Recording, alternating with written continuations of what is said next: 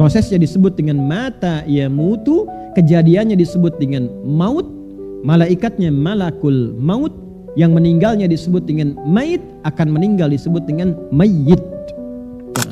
Ada malaikat yang diciptanya sujud aja, nggak pernah bangun, sujud aja. Ada malaikat tasbih aja, tasbih. Bosan tasbih, ya Allah istighfar dong. Enggak, tasbih. Engkau Muhammad sekalipun status pun nabi, rasul terhormat, tetap engkau pun akan mengalami proses maut. Engkau akan meninggal. Wa innahum mayyitun, dan selainmu juga sama. Ya, yang bukan nabi, bukan rasul, mereka pun meninggal juga. Jadi kita semua yang hidup statusnya sama. CM. Fi qaulihi ta'ala, dari tafsir firman Allah Subhanahu wa ta'ala, qutilal insanu ma akfara, qala nazalat fi Utbah ibni Abi Lahab hina qala kafartu bi rabbin najm. Jadi ayat ini turun pada anaknya Abu Lahab, namanya Utbah.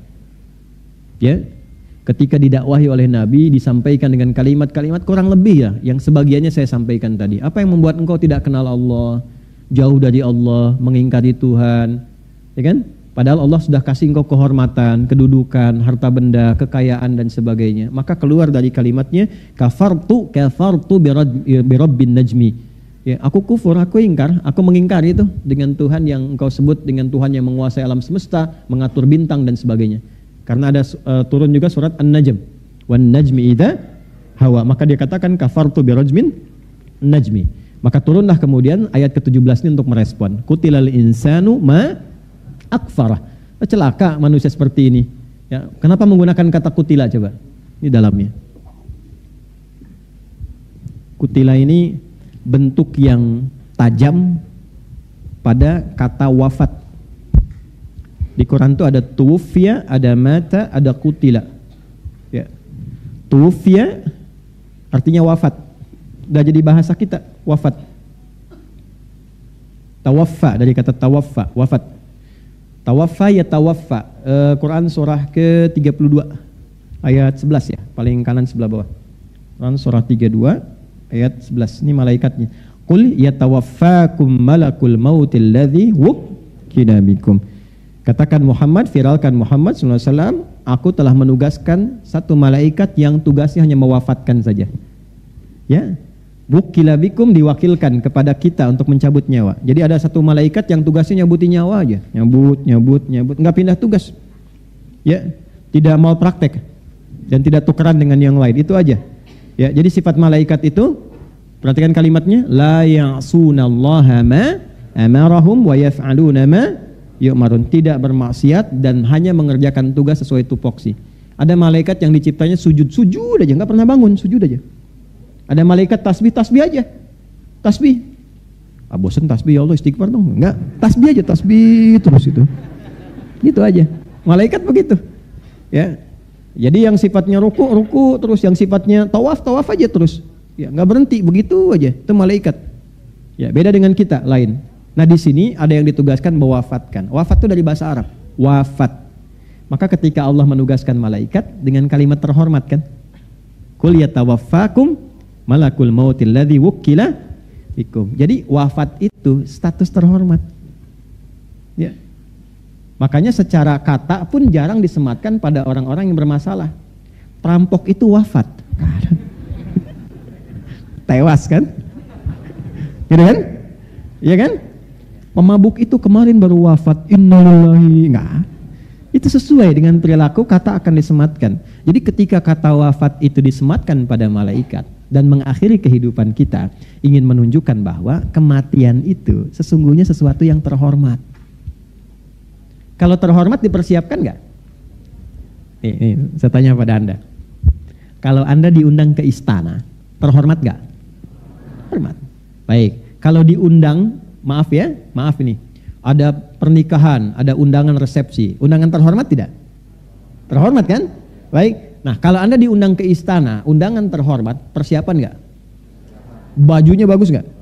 Bagus. Kata-katanya kan ditata dulu ya. Nanti mau bicara apa, sikapnya bagaimana, karena kematian itu ditempatkan dalam Al-Quran pada posisi terhormat. Karena kematian terhormat dipersiapkan. Bukan cuma ditunggu datang, dipersiapkan. Supaya saat pulang pun kita terhormat. Makanya saat dipanggil, saking terhormatnya dipanggil dalam keadaan tenang.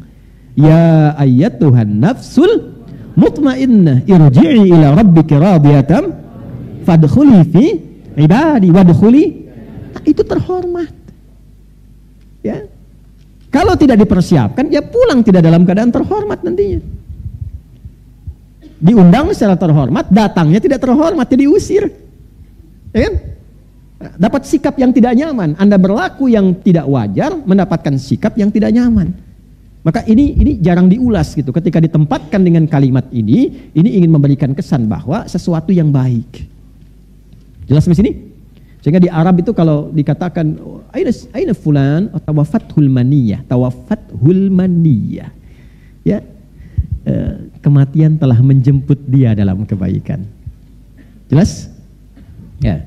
Ini yang kedua itu ada mata yamutu. Menunjukkan makna kematian secara standar melalui proses. Asalnya kata mata dalam bahasa Arab itu asalnya ini standar, kata dasar standar. Bukan menunjuk kata halus ataupun kasar, bukan. Menunjuk pada proses berpindahnya alam dari dunia ke alam berikutnya. Prosesnya disebut dengan mata yamutu, kejadiannya disebut dengan maut, malaikatnya malakul maut, yang meninggalnya disebut dengan mayit, akan meninggal disebut dengan mayyit. Nah, nyambung semua. Prosesnya mata. Bukan mata bahasa Indonesia ya. Ya. Sudah? Mata yamutu. Kejadiannya nanti yang dialami maut. Malaikat yang ditugaskan malakul maut. Orang yang mengalami maut disebut mayyit, ada tasdidnya. Mayyit begini. Ya. Quran surah 39 ayat ke-30, innaka mayyitun wa innahum mayyitun. Engkau Muhammad sekalipun statusmu nabi, rasul terhormat, tetap engkau pun akan mengalami proses maut. Engkau akan meninggal. Wa innahum mayyitun, dan selainmu juga sama. Ya, yang bukan nabi, bukan rasul, mereka pun meninggal juga. Jadi kita semua yang hidup statusnya sama. CM, calon meninggal ya. Ini ada tasdidnya. Kalau masih tasdid, masih calon, masih kandidat ya. Nah ini, masih hidup, ada tasdidnya. Lafaznya. Kalau sudah meninggal, dicabut ini, ya kalau di ilmu bahasa itu lebih dalam lagi. Tasdidnya dicabut, tetap jadi sukun. Ya, ini bukan utak-atik ya, ini ada ilmunya. Nah, makanya ngajinya pakai tasrif yang benar, ngaji di TikTok. Tak-taka yutak piku TikTokan. Ya. Dah sini. Nah ini kalau nanti tasdidnya diambil, meninggal, maka tersisanya sukun, mayitun. Kalau mayit sudah meninggal. Kalau belum meninggal, mayyit. Ini yang mau saya cerita tentang kedalaman. Saya spesialisasinya di sini. Di bahasa Arab untuk mengkaji Al-Quran. Makanya disertasi kami di S3 itu kajiannya Quran 30 juz. Ya, di satu tafsir tuh 30 jilid. Nah, ini yang paling menarik begini. Ini ketika diambil jadi sukun. Sukun itu artinya apa? Mati. Betul. Betul, kalau ada sukun mati. Makanya dulu kalau Songgoku kami HP kolok ada sukun di atasnya mati tuh. Sukun itu asalnya dari kata sakinah, tenang. Oh. Artinya sukun itu dari kata sakinah, tenang, baik. Maksudnya apa? Usahakan kalau meninggal pun dalam keadaan tenang, keadaan yang baik. Ya ayyatuhan nafsul mutmainnah. Jadi tenang, baik. Itu filosofinya. Di bahasa Arab itu setiap harokat ada artinya, Pak. Ada maknanya, Bu. Itu bedanya dengan bahasa lain.